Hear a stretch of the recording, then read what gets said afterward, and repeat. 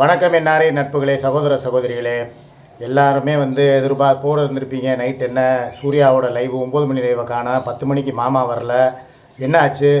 அதுக்குள்ளே இவ ஃபோன் பண்ணி என்ன அரெஸ்ட் பண்ணிட்டாங்களா உன்னைய அப்படின்னு சொல்லி இவ கேட்குறா. நான் கேட்குறேன், அரெஸ்ட் பண்ணுறேன்னா அரெஸ்ட் பண்ணுற அளவுக்கு என்ன நடந்திருக்கு? ஒன்றுமே கிடையாது. அதுக்குள்ளே எதுக்கு அரெஸ்ட்டான்னு கேட்டால், அரெஸ்ட் ஆனால் தான் என்ன? எனக்கு இந்த வாழ்க்கை வாழ்கிறதுக்கு பேசாமல் நான் ஜெயிலுக்குள்ளேயே இருந்துடலாம். எனக்கு அதுதான் நிம்மதியான வாழ்க்கையாக தோணுது. இப்போ நடந்துக்கிட்டு இருக்க பிரச்சனையை கேட்டிங்கன்னா நான் இப்போ ஒன்று ஒன்றா சொல்கிறேன். நேற்று நைட்லேருந்து என்ன நடந்துச்சுன்னு ஒரு சின்ன ஆதாரத்தை போட்டுட்டு அதுக்கப்புறமா என்ன நடந்துச்சுங்கிறத உங்களுக்கு நான் சொல்கிறேன். ஏன்னா நைட்டு லைவ் வரலனாலே, 2 பேர் வரலனாலே ஏதோ வில்லங்க ஓடிக்கிட்டு இருக்குங்கிறது உங்களுக்கு புரியும். இந்த அதுக்குண்டான ஆதாரத்தை நான் காட்டுறேன், பார்த்துக்கங்க. இங்கே பாருங்க, இது நான் நைட்டு படுத்திருந்த இடம். காலைல அது பேப்பர் தலைமாட்டில் வச்சுருந்தேன். இது நொறுங்கி போனது என்னன்னா அந்த ரிமோட்டுகள். இதை பார்த்தீங்களா? 1, இன்னொரு ரிமோட்டு, 2 ரிமோட்டு அடித்து நொறுக்கி, ஒய்ஃபைவெலாம் அடித்து நொறுக்கி தான் போட்டு நான் காலையில் எடுத்த வீடியோ பார்த்துக்கிட்டிங்களா? இதுக்கு உண்டான இதில் வந்திருக்கிறது இது தான். மீதி பூரா அதாவது பணம் கொடுக்குறவன் நான், லட்சக்கணக்கில் மாதம் சம்பாரித்து கொடுக்குறவன் நான் கொசுக்கடியில் நடு ஹாலில் படுத்திருக்கேன். பப்புவும் என் பக்கத்தில் சோபாவில் எங்கிட்ட படுத்துருந்துச்சு. இவ என்ன விற்றுக்கிட்டு இருக்கான்? என் வாழைப்பழமா? அதான் என் வாழ்க்கையில் எனக்கு தான் வாழைப்பழத்தை தூக்கி வாயில் வைக்கணும், வேறு வழி இல்லை. அவன் பாட்டுக்கு விற்றுட்டு போகிறேன். நான் சொல்கிறத சொல்கிறேன், கேட்டுக்கங்க. இது ஏப்பா அப்படி? நான் வரும்போது தான் கரெக்டாக வருவாங்கள? பூவம்பழம் இந்த பழம்கிட்டு. சரி, அவன் போகட்டும், நான் சொல்கிறேன், விவரத்தை சொல்கிறேன். நான் ஒரு எமோஷனில் பேச வரும்போது தான் என்னை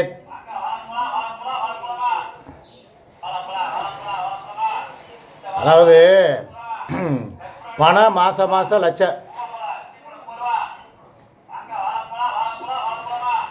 அங்கிட்டு போகிறானான்னு பற்றியா? அதே ஸ்பாட்டில் நின்றுக்கிட்டு வாழைப்பழம்னு கத்திக்கிட்டே இருப்பேன். உழைப்பாளி. அப்போ நாங்கள் என்ன சும்மா உட்காந்து சுரிஞ்சுக்கிட்டு சாப்பிட்றோமா? ஆளைப்பாரு. இவ்வளோ நேரம் வண்டி அங்கேருந்து போனது கரெக்டாக அந்த வீட்டு வாழைப்பழ வண்டியை இழுத்து சம்பாரிச்சு கை நிறைய கொண்டு போற, அது இருக்கிற ஒரு சந்தோஷம் வருமா? நீ வேணா கேளுடே, நான் ஒரு முக்கியமான விஷயம் சொல்ல போகிறேன். ஒரு நிமிஷம் பொறுமையாக இருங்க. ஏன்னா நான் லைவ் வந்ததெல்லாம் கட் பண்ணிட்டுலாம் நான் பேச மாட்டேன். நான் ஒரே இதை பேச தான் வந்திருக்கேன். இந்த நடந்த சம்பவத்தை உங்கள்கிட்ட சொல்லலைன்னா எனக்கு மண்டை வெடிச்சிடும். பெரிய பிரச்சனை ஓடி இருக்கு. நான் சொல்கிறேன், இருங்க.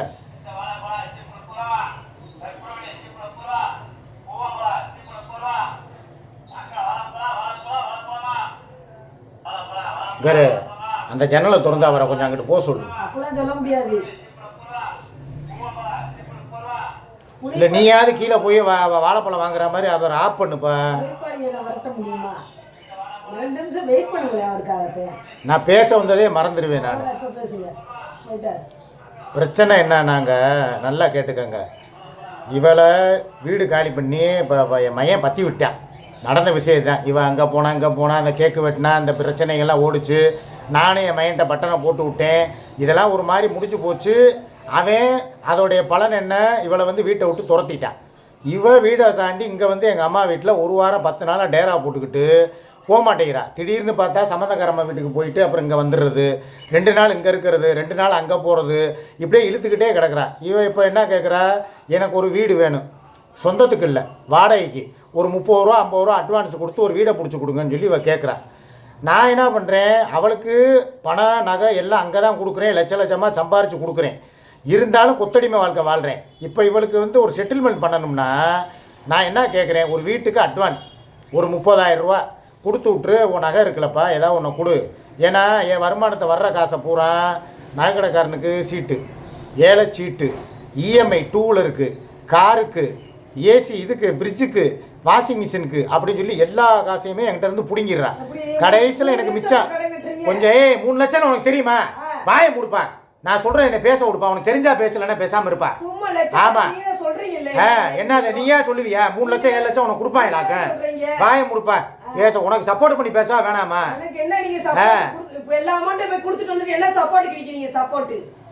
எனக்கு தெரியாது. நீ பேச விடுப்பா. பெரிய என்ன உனக்கு இது பண்ண முடியல, அவளுக்கு இது பண்ண முடியல, என்ன ஒரு வார்த்தை பேச முடியும் அமைதியா? நீ அதைத்தான் பேசிக்கிட்டு இருக்கேன். என்ன சொல்லவே விட மாட்டேங்கிற ஒரு விஷயத்த. உட்காந்து நீ எந்திரிச்சு கூட அங்கிட்டு கூட போ, நான் பேசி முடிச்சு கூட கூப்பிட்றேன். நான் வாயை மூடு. பணம் வாங்குற ரூபா வந்து வர்ற ரூபாயை நகைச்சீட்டு, ஏலச்சீட்டு, இஎம்ஐ அப்படின்னு சொல்லி பூராத்தையுமே வாங்கிடுறேன். என் கையில் மிஞ்சிறது ஆண்டவன் நிறைய சொல்கிறேன். எங்கள் அம்மா மேலே இருந்தால், எங்கள் அம்மா மேலே சத்தியமாக சொல்கிறேன், என் தாய் பெத்த தாய் மேலே ஆணையாக சொல்கிறேன், எனக்கு மிஞ்சிறது 5000 ரூபா, 3000 ரூபா, 2000 ரூபா, இவ்வளோ தான் மிச்சமாகுது. இதை வச்சு நான் மாதம் பூரா வந்து வண்டிக்கு பெட்ரோல் போடுறதுக்கு கூட கொடுக்க மாட்டேங்கிறேன். போஸ்ட்பெய்டு பில்லுலேருந்து, ஒய்ஃபை கனெக்ஷன்லேருந்து, வீட்டுக்கு இது அரிசி பருப்பு, கறி மீன் வாங்கி போடுறது, குடிக்கிறது, எல்லாத்துக்கும் என் காசு தான் எல்லாத்தையுமே அவள் வாங்கிக்கிறா. இது போக ஃபேஸ்புக்கில் வர்ற காசையும் வாங்கிக்கிறா. எல்லா காசையும் வாங்கிட்டு என்னை வந்து ஓட்டாண்டி மாதிரி வச்சுருக்கா.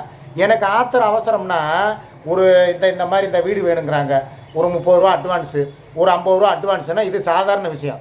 உனக்கு 30 லட்சம் ரூபாய்க்கு வீடு வேணுங்கிறதுக்காக இப்போவே வந்து நீ காசு கொஞ்சம் கொஞ்சமாக சேர்த்து நகை, பணம், பொருள் வாங்குற. என் வீட்டு தேவைக்கு ஒரு அவசரத்துக்கு ஒரு 30 ரூபாலேருந்து 50 ரூபா ஒரு அட்வான்ஸு கொடுக்கணும். சரி, நான் என்ன சொல்கிறேன், உன் கழுத்தில் இருக்கிறத நகையை கலட்டி கொடு. இல்லையா, ஏதாவது ஒரு பொருள் 1 பவுன், 1.5 பவுனில், 2 பவுன்லன்னு சொல்லி ஒன்று ஒன்றா வச்சுருக்கேன். இந்த இப்போ கூட நீங்கள் பார்த்துருப்பீங்க, ஏதோ ஒரு ஃபங்க்ஷனுக்கு இப்போ போனோம். இதுக்கு கிறிஸ்துமஸ் அன்னைக்கு எங்கே மேரி மாதா கோயிலுக்கு போனோம் தெரியுமா. கழுத்தில் நகை போட்டிருந்தால, சரி போட்டிருக்க, வளையல் போட்டிருக்க, நகை போட்டிருக்க, அது இதுன்னு வச்சுருக்க. ஒரு பொருள் அதை கொடுத்து அதை போய் அடமானம் வச்சுட்டு அடுத்த மாதம் யூடியூப் காசு வரும்போது நான் திருப்பி கொடுத்துட்றேன். இல்லையா, அவள் உட்காந்துக்கிட்டு வீட்டில் உட்காந்துக்கிட்டு போக மாட்டேங்கிறா, அம்மா வீட்லேயே இருக்கிறா. என்னது சம்பாதிக்கிற காசை பூரா அவள் கையில் கொடுத்துப்புட்டு நீங்க வந்து அவ செயினை வச்சு எனக்கு வீடு பாக்குறேன் அது இதுன்னு சொல்றதுக்கு சீனை போட்டுக்கிட்டு இருக்கீங்களா? சம்பாதிக்கிற காசை பூரா அவ கையில கொடுத்து அவ யாரு? இப்ப போய் நான் கம்ப்ளைண்ட் கொடுக்குறேன், வெயிட் பண்ணுங்க. இங்க உன்னை என்னை பேச விட, பேசி முடிச்சதுக்கு அப்புறமா நீ கிளம்பு. நான் பேசி முடிச்சதுக்கு அப்புறம் கிளம்பு, கொஞ்சம் அவசரப்படாத. பொறுமையா இருக்க போய் தானே நீங்க ரொம்ப. சரிப்பா, கொஞ்சம் இருப்பா, என்னை இப்ப கத்த விடாதப்பா. நான் ஏற்கனவே நைட்டு பூரா தூங்கலப்பா, விடிய விடிய கொசுக்கடியில விடிய விடிய தூங்கலப்பா. சரி, கொஞ்சம் நான் என்னை பேச விட, நீ பேசாத, நீ உன்னை தனியா பேசாம அமைதியாரு. ஒரு நிமிஷம் என்னை பேச விட, இல்லைன்னா நான் பேச வந்த எல்லாத்தையுமே மறந்துடுவேன் நான். காசு கொடுக்க மாட்டேங்கிறா இவளுக்கு, நான் ஏதாவது செஞ்சே ஆகணும். இப்போ என்கிட்ட இருக்கிற வருமானத்தை பூரா பிடிங்கிட்டு மொத்தத்துக்கு நீ வந்து ஏன் உன் பொண்டாட்டி அவள் கழுத்தில் போட்டிருக்காள்ல, அதை வாங்கிட்டு போய் அடகு வைக்க வேண்டியதுன்னா, அவள் ஒன்று தான் போட்டிருக்கா கழுத்தில், இருக்கிறதே ஒரு பொருள், அதையும் வாங்கி அடகு வைக்கணுங்கிறது என்ன அவசியமா? நான் கேட்குறேன், ஏன் நீ கொடுத்துட்டு அடுத்த மாதம் உன் யூடியூப் காசில் என் வருமானத்தில் கூட எடுத்துக்க, ஏதாவது ஒன்று பண்ணுனா அதை பண்ண மாட்டேங்கிறா. நேற்று இன்னொரு முக்கியமான பிரச்சனை உங்கள்கிட்ட நான் ஒன்று சொல்கிறேன், நல்லா கேட்டுக்கங்க. நேற்று நைட்டு சொல்கிறேன் இவ்வளோத்துக்கும், வேணாப்பா பிரச்சனை வளர்க்காத, சண்டை வளர்த்தனா திலீப்பா வருவேன், கோகுல் இருக்கேன், சின்ன பிள்ளைகளை வீட்டில் வச்சுக்கிட்டு சண்டை போடாதன்னு சொல்லி படித்து சொல்லி கத்தி சண்டை போட்டு அதை எடுத்து நொறுக்கி இதை நொறுக்கி பிரச்சனையாகி அவன் அங்கேருந்து எந்திரிச்சு வந்துட்டான். உள்ள ரூமில் உட்காந்து செல்ஃபோன் விளாண்டவங்க எந்திரிச்சு வந்துட்டு என்னைய கேட்கக்கூடாத கேள்வி ஒன்று கேட்டுட்டான். உங்களுக்கு அப்படி உங்கள் குடும்பம் வேணும்னா நீங்கள் இப்போவே கிளம்பி போயிருங்கன்ட்டான். இதை விட ஒரு அவமானம் எனக்கு தேவையா? நான் இன்னும் அந்த வீட்டில் நான் இருக்க முடியுமா? நான் கொஞ்சம் யோசிச்சு பாருங்கள். அவன் ஒருத்தன் தான் இது வரைக்கும் பேசாமல் இருந்தேன், இப்போ அவனை விட்டு பேச விட்டுட்டேன். இப்போ நாளைக்கு ஏதாவது ஒரு பிரச்சனைனா அவன் என்னை கை நீட்ட மாட்டான், அடிக்க மாட்டாங்கிறது என்ன நிச்சயம்? கேட்டால் ஓம் பிள்ளைய மாத்திரம் உன்னை அதை மாதிரி பேசலையா, ஓம் பிள்ளைய உன்னை அனுப்பி விடலையா? அப்படின்னா என் பிள்ளைகளுக்கு நான் சம்பாரித்து கொடுத்தேனா? எல்லாம் செட்டில் பண்ணிட்டு வந்துட்டேன், என் மேலே இப்போ எந்த தப்பு இல்லை, அவன் என்னை கண்டிக்கிறதுக்கு இல்லை. ஓமையும் என்னை கண்டிக்கிறானா? அப்போ இன்றைக்கி இவ்வளோ தூரம் பேசுகிறவன், வீட்டை விட்டு வெளியே போன்னு சொல்கிறவன், நாளைக்கு இதை விட அடுத்த வார்த்தைகள் பெருசான ஒரு வார்த்தைகளை விட மாட்டானா? கொஞ்சம் யோசிச்சு பார்க்கணுமா இல்லையா? என்னை அடிக்க மாட்டானா? இல்லை ஏதோ ஒரு சம்பவம் நடக்காதா? இவ்வளோ அவமானப்பட்டு நாங்கள் இருக்கணுமா? நான் ஒரே வார்த்தை சொல்லிட்டேன், உன் வருமானத்தை நீ வச்சுக்க, என் வருமானத்தை நான் வச்சுக்கிறேன். ஒரு ஆத்திரம் இப்போ என்னமா சொல்கிறா என்கிட்ட அந்த சூர்யாங்கிறவ, உன் பொண்டாட்டிக்கு கேட்குற நான் எதுக்காக வச்சுருக்கேன் எதையுமே கொடுக்காம அப்படின்னா, வீடு இது எனக்கு உடல்நிலை சரியில்லாமல் போனால், நாளைக்கு நான் போய் ஆஸ்பத்திரியில் படுத்துட்டாலோ இல்லை படுத்த படுக்கையாக கிடந்துட்டாலோ அந்த காசை வச்சு எனக்கு வந்து வைத்தியம் பார்க்குறதுக்காகத்தான் அவன் நகை வச்சுருக்காளாம். மற்றபடி வீடு வாசல் வாங்குறதெல்லாம் 2ஆம் பட்சமாக. எப்படி காதில் பூ சுற்றுறா பாருங்கள். இப்போ நான் கேட்குறேன், இந்த பிரச்சனைனால இவளும் என்னை மண்டை குடசில் கொடுக்குறான், இந்த பைக்கடை தூக்கிட்டு நான் கிளம்புறேங்கிறா, அவளும் நான் தரமாட்டேங்கிறா. இதனால் நான் ஒரு பிரச்சனையாகி எனக்கு ஒரு மன உளைச்சல் ஆகி ஹார்ட் அட்டாக் வந்து நான் போய் ஆஸ்பத்திரியில் போய் அட்மிட் ஆனால் ஒரு ஓப்பன் சர்ஜரி பண்ணணும், ஒரு ஆஸ்பத்திரியில் என்ட்ரி போடணும்னு சொல்லி 50,000 கொடு, 1 லட்சம் கொடு, 2 லட்சம் கொடுன்னா நீ தானே கொடுக்கணும். கண்டிப்பாக யோசிச்சு பாருங்கள், அவள் தானே கொடுக்கணும். அவள் சொல்கிறாள் உனக்காகத்தான் வச்சுருக்கேன். உனக்கு ஏன் ஒருத்தன்ட்ட போய் ஒரு ஆஸ்பத்திரியில் போய் டாக்டர் பீஸா கொடுத்து உன் உடம்புக்காக கொடுக்குறதுக்கு என்னுடைய உடல்நிலை பாதிக்கப்பட்டு போய் கொடுக்குறதுக்கு நான் நல்லா இருக்கும்போதே கேட்கும்போது ஏன் ஒரு 30 ரூபா 50 ரூபாங்கிறது என்ன விஷயம்? இப்போ சம்பளம் வரலன்னு எத்தனை நாள் நீ ஏமாற்ற முடியும்? நானும் இந்த 3-4 நாளாக கேட்குறேன், சம்பளம் எங்கே வந்துருச்சா, எனக்கு வீடை பிடிங்க, நானும் இந்தா பார்க்குறேன் அந்தா பார்க்குறேன், புரோக்கர்கிட்ட சொல்லி வச்சுருக்கேன் அப்படின்னு சொல்லியே இழுத்துட்டேன். இப்போ கடைசி கட்டமாக கிறிஸ்துமஸுக்குன்னு சொன்னேன். கிறிஸ்துமஸ் முடிஞ்சு போய் இந்த 2 நாள் ஆச்சு. எல்லாமே வந்து காசு எங்கன்னு கேட்கும்போது அப்போ என்னை ஏமாத்துறீங்களா அப்படின்னு கேட்கும்போது நியாயம் தானே. ஒன்று என்னை நிம்மதியாக இருக்கணும், இல்லை நீ நிம்மதியாக இருக்கணும். நீ வரும்போது என்ன சொல்லிட்டு வந்த, மாதம் எனக்கு என் வருமானத்துலேருந்து 15,000 ரூபா கொடுங்க, 20,000 ரூபா கொடுங்க, அதிலேயே நான் வந்து என் செலவை பார்த்துக்கிறேன், பிள்ளைகளை படிக்க வச்சுக்கிறேன், ஏதோ நீங்கள் கொடுக்குறத வாங்கிட்டு நான் ஓட்டிக்கிறேன்ட்டு தானே வந்தேன். போக போக போக போக அப்படியே ஆக்கிரமித்து என்னையவே முதல்ல முழுங்கினா மாதிரி ஆட்டம் முழுங்கினா மாதிரி முழுசாக என்னை முழுங்கிட்ட. என் வருமானத்தை முழுங்கிட்ட, என் நிம்மதியே முழுங்கிட்ட, என்னை மன அமைதியை முழுங்கிட்ட. எனக்கு கஷ்டத்துக்கு மேலே கஷ்டம்.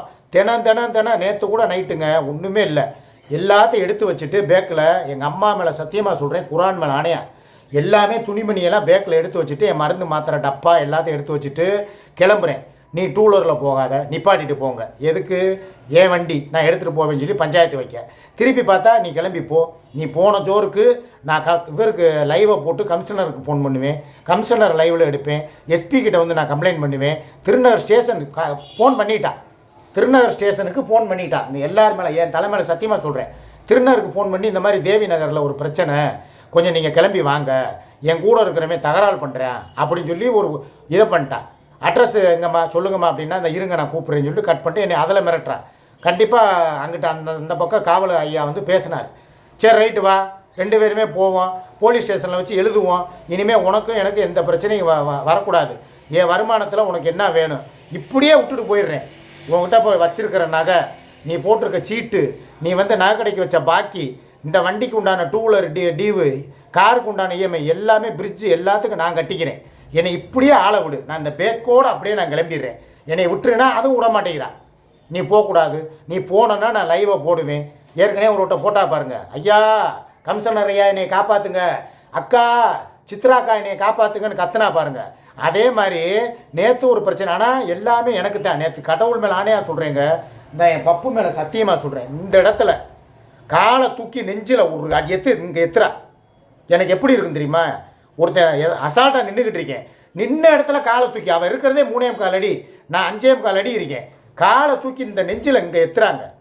எனக்கு எவ்வளோ வலி வேதனை இருந்திருக்கும் தெரியுமா? அடித்ததும் இல்லாமல் உட்காந்துக்கிட்டு நான் என்னை மிரட்டல், நீ வந்து எனக்கு எல்லாம் செஞ்சுட்டு போ, நீ என்னை வந்து போனேன்னா இப்போவே நான் வந்து எல்லாருக்கும் சொல்லுவேன் அப்படின்னு சொல்லி என்னை மிரட்டி, நான் அங்கே ஃபோன் பண்ணுவேன் இங்கே ஃபோன் பண்ணுவேன். அப்படியே ஒருத்தவங்கள நடுநிலையாக ஒருத்தவங்கள கூப்பிட்டு வந்து சமாதானப்படுத்து. அவங்க வந்து சொல்கிறாங்க, சரிப்பா இப்போ உனக்கு என்ன வேணும், அவர் போகிறது இருந்தால் போகட்டும், உனக்கு தான் செய்கிறத செஞ்சிடறேன்ட்டார்ல, செய்கிறத செஞ்சது மட்டும் இல்லை ஏகப்பட்டது செஞ்சாச்சு, இப்போ மிச்சம் மீதி ஒன்றுமே இல்லையே. இப்போ நான் வந்திருக்கேன்னா இப்போ வெறும் ஆளாக தான் வந்திருக்கேன். என்கிட்ட இருக்கிறது ஒரு ஃபோனு, என்கிட்ட எதுவுமே இல்லை, பணமோ நகையோ எதுவுமே இல்லை, எல்லாத்தையுமே உன்ட்ட ஒப்படைச்சிட்டேன். என்ன நான் கேட்குறேன், என் குடும்பம் வந்து ஒரு நிம்மதியாக இருக்கணும், வீட்டில் பிரச்சனை எதனால் வந்துச்சோ அது தேவையில்லை. நேற்று ஒன்றுமே இல்லைங்க, சுமி ஃபோன் பண்ணால் நான் அங்கே வீட்டில் இருந்தேன்னா ஃபோனை எடுக்க மாட்டேன். உங்கள் எல்லாருக்குமே தெரியும், அவள் சுமிக்கும் தெரியும், நான் வந்து ஃபோன் வந்தால் நான் எடுக்க மாட்டேன், பேசாமல் விட்டுருவேன். நேற்று ஒரு வாந்தி எடுத்துட்டேன், எனக்கு முடியலை, சிக்கு பாய் ஃபோன் பண்ணால் எடுக்க மாட்டேங்கிறாருன்னு சொல்லி கம்யூனிட்டி போஸ்ட்டு ஒன்று போட்டிருக்காங்க. மத்தியானம் நடந்த சம்பவம் இதுதான், நல்லா கேட்டுக்கோங்க. நான் அதை பார்த்துட்டு உடனே ஃபோன் அடிக்கிறேன் சுமிக்கு, என்ன பிரச்சனை அப்படின்னு சொல்லி கேட்குறேன். இந்த மாதிரி எனக்கு வாந்தியாக இருக்குது, நான் வந்து சம்மந்தக்காரம்மா வீட்டில் இருக்கேன், என்னை கூப்பிட்டு போய் ஒரு ட்ரிப்ஸு போடுங்க, வாங்க போகலாம் அப்படின்னு சொல்லி கூப்பிட்றாப்புல.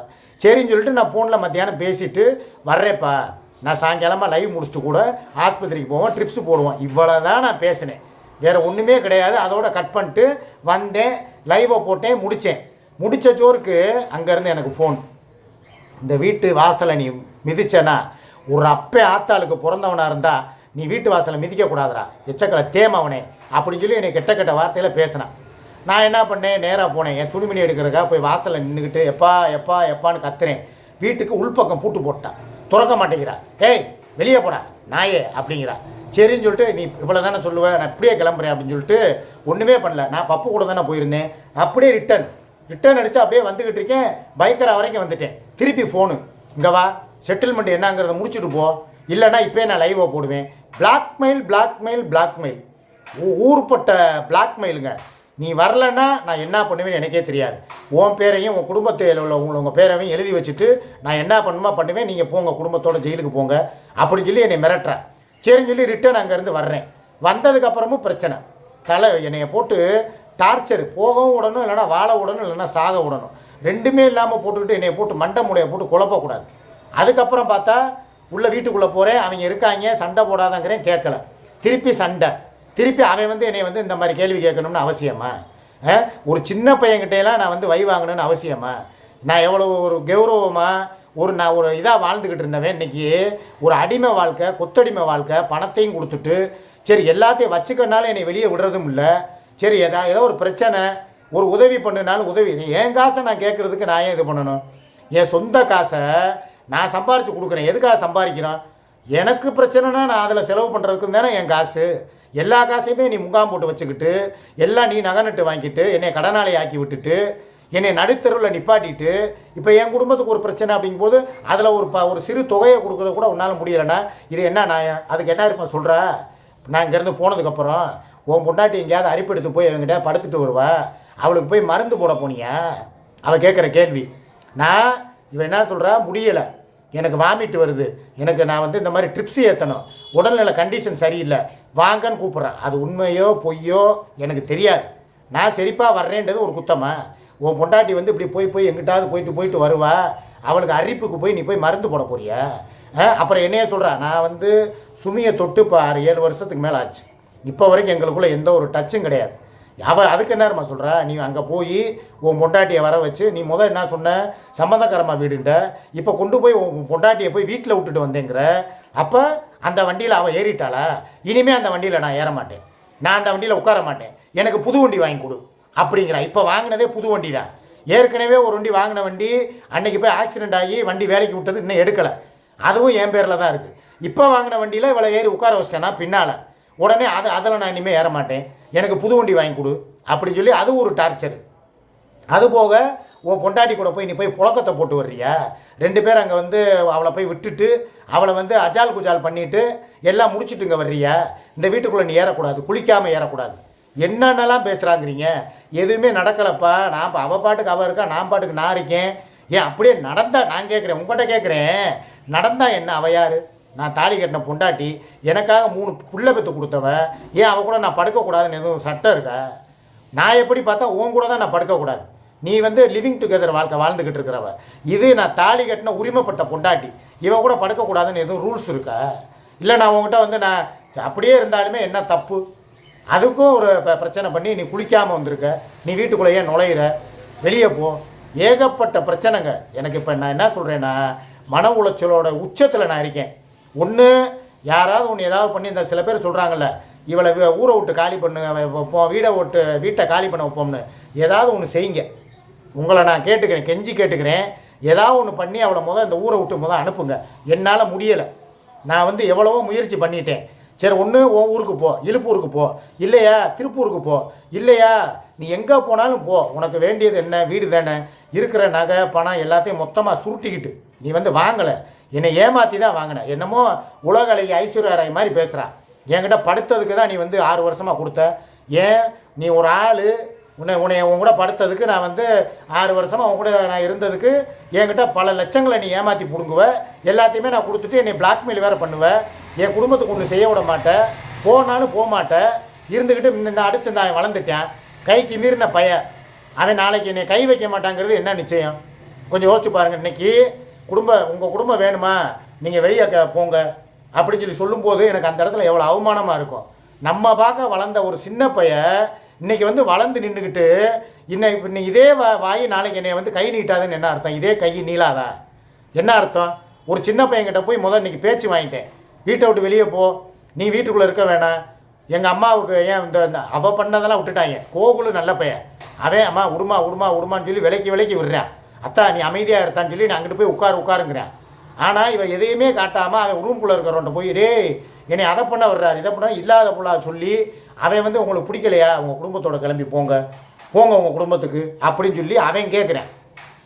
இதே அன்றைக்கி என் மையன் கேட்டான்ல, பேக்கில் பூரா துணிமணி எடுத்து வைங்க, இப்படியே கையோடு கிளம்புங்க, வீட்டுக்கு வாங்க. ஆனால் அடுத்து இந்த வீட்டு பக்கம் எட்டி பார்த்தீங்கன்னா டெட் பாடி நீங்கள் தான்ட்டான், என்னையே தான் கொள்ளுவேன்ட்டான். இந்த பக்கம் திருப்பி வந்துக்கிட்டு அவங்க அழுகுறாங்க, அவங்க அதை பண்ணுறாங்க இதை பண்ணுறாங்கன்னு சொல்லி நீங்கள் திருப்பி ரிட்டன் அங்கேருந்து வந்தீங்கன்னா நான் சும்மா விட மாட்டேன், உங்களை தான் ஏதாவது பண்ணுவேன் அப்படின்னா. அதுக்கப்புறம் தான் அவள் கையில் காலில் விழுந்தா, தம்பி எனக்கு யாருமே இல்லைப்பா, நான் உங்கள் அப்பாவை நம்பி தாப்பா வந்திருக்கேன், தயவுசெய்து நீ அவரை கூட்டு போயிடாதப்பா, கொஞ்சம் யோசிப்பா, கொஞ்சம் பேசிக்கிடுவோம்ப்பா அப்படின்னு சொல்லி கையில் காலில் விழுந்து கும்பிடு போட்டான். அதுக்கப்புறம் தான் நான் சரின்னு சொல்லிட்டு இருடா நீ முன்னால் போடா நான் என்னங்கிறத பேசிட்டு வர்றேன்னு சொல்லிட்டு அதுக்கப்புறம் அன்றைக்கி அந்த பிரச்சனையை முடிச்சாச்சு. சரி ப்ராப்ளம்லாம் முடிஞ்சு போச்சுன்னு. என்னங்கடா இப்போத்தான் ஒருத்தன் வாழைப்பழம் விற்றுட்டு போனேன், அடுத்து இடியாப்பமா, அதான் இடியாப்பம் மாதிரி தான் இருக்கு வாழ்க்கை. சரியா? என் மகன் அன்னைக்கே என்னை கூட்டு போயிருந்தா இன்றைக்கி ஓ நிலைமை என்ன? நீ சொல்கிறீல என் மகனுக்கு என்ன இது இல்லையா, என்ன அவன் என்ன வப்பாட்டி வீட்டில் விட்டுட்டு வேடிக்கை பார்க்குறவனா? வேணான்னு சொல்லி என்னை கண்டித்தான். நான் அதை மீறி இருந்ததுனால தான் இப்போ அவன் நிலைமைக்கு இப்போ திலீபா வந்துட்டான். பெத்த தாய் தப்பேன் அவங்க தான் கடைசி வரைக்கும் ஒற்றுமையாக இருக்கணும், நான் என்ன தான் இருந்தாலும் இடையில வந்தவேங்கிறத அவன் உணர்ந்துட்டான். இவ்வளோத்துக்கு அவன் நேற்று வந்து ஒரு ஆளை நடுநிலைமையாக கூப்பிட்டு வச்சு உட்கார வச்சு பேசுகிறான், அதில் விவரம் சொல்கிறான். இவர் மாத்திரம் இவர் பொண்டாட்டின்னு சொல்லி போகிறாரு, சுமிக்க ஒன்றுனா போகிறாரு, வாந்தி எடுக்கிறான்னா கொண்டு போய் பார்க்குறாரு, வீட்டுக்கு போய் விடுறாரு, எல்லாம் பார்க்குறாருல. அதே மாதிரி தான் நானும் என் புருஷ பாலவநாயகத்தை போய் பார்க்க போவேன். அவன் கூட சேர்ந்து என் பிள்ளைய நானும் எல்லாம் டூர் போவோம். இவங்க குற்றாலத்துக்கு போனாங்கல்ல, அப்போ ஏன் மனநிலை எப்படி இருக்கும் அப்படின்னு சொல்கிறாள்ல. நான் கேட்குறேன், தாராளமாக போ, உன் குடும்பத்தோடு போய் சேர்ந்துரு, என்னை ஆளை விடுன்னு தான் சொல்கிறேன். முந்தி மாதிரி உன்னை வந்து நீ அங்கே போங்க, நீ குடும்பத்தோடு போய் எங்கே வேணாலும் போ, அவங்களுக்கு ஆசை இருக்குங்கிறீல, பாலவநாயகத்தை போய் வாழணுங்கிறீல, தாராளமாக போய் வாழ்ந்துக்க. ஆனால் ஒரே ஒரு விஷயத்தோட சொல்லி முடிக்கிறேன், இனிமேல் பிரிகிறதுக்கு நான் தயார். என் குடும்பத்தோடு நான் போய் வாழ்கிறேன். இந்த மாதம் இல்லைன்னா நான் அடுத்த மாதம் என்னோடய யூடியூப் வருமானம் வரும், அதில் கூட அவங்களுக்கு வீடு வாங்கி கொடுத்துக்குருவேன், இல்லை வீடை பார்த்துக்குருவேன், இல்லை உன் நகையை கூட வைப்பேன், நான் அடுத்த மாதம் திருப்பி தர்றேப்பான்னு சொல்லி கூட கமிட்மெண்ட் கொடுத்து கூட நான் போய் வீடு பிடிச்சி கொடுக்க தயார். ஆனால் இந்த மாதத்தோட உன்னுடைய வரவு செலவு கணக்குகள் அனைத்தும் முடிந்து விட்டன. இனிமேல் உனக்கும் எனக்கு எந்த சம்மந்தம் இல்லை. இனிமேல் இந்த தேதியிலேருந்து வரக்கூடிய வருமானம் அவர் குடும்பத்துக்கு அவர் செலவு பண்ணிக்கிறலாம். ஏதோ நான் ஏதோ இந்த நகையில் கடன் வாங்கினேன்னா கடனுக்காக நீ கொடுக்குறதா இருந்தாலும் கொடு, இல்லைன்னா நீயே கட்டிக்க, உன் வருமானத்தை நீ வச்சுக்க, என் வருமானத்தை நான் வச்சுக்கிறேன், இதுக்கு சம்மதம்னு எழுதி கொடுத்துரு. இனிமேல் உன் வாழ்க்கையில் தலையிட மாட்டேன்னு எழுதி கொடுத்துரு. இனிமேல் உனக்கு எனக்கு எந்த தொடர்பு இல்லைன்னு எழுதி கொடுத்துரு.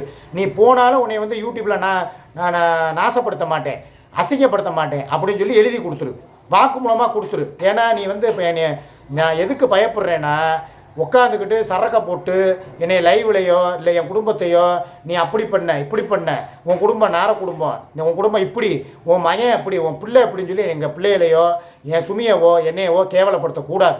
இதுக்கு சம்மதமாக இருந்தால் ஒரு வார்த்தை வீடியோவிலையோ இல்லை கைப்படவோ லெட்டர் எழுதி ஸ்டேஷனில் வந்து கொடுத்துட்டு இதோட முடிச்சுக்கிடுவோம்.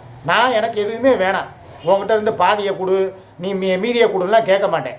எல்லாத்தையுமே அப்படியே விட்டுட்டு வர்றதுக்கு நான் தயார். நீ தயாரா? தயார்னா வா, இல்லைனா என் குடும்பத்தோடு நான் இப்படியே நான் போயிட்டே இருக்கேன். இனி வந்து அங்கே அசிங்கப்பட நான் தயாராக இல்லை. ரைட்டா? அப்புறம் பேசிக்கிறோம் மீதியை.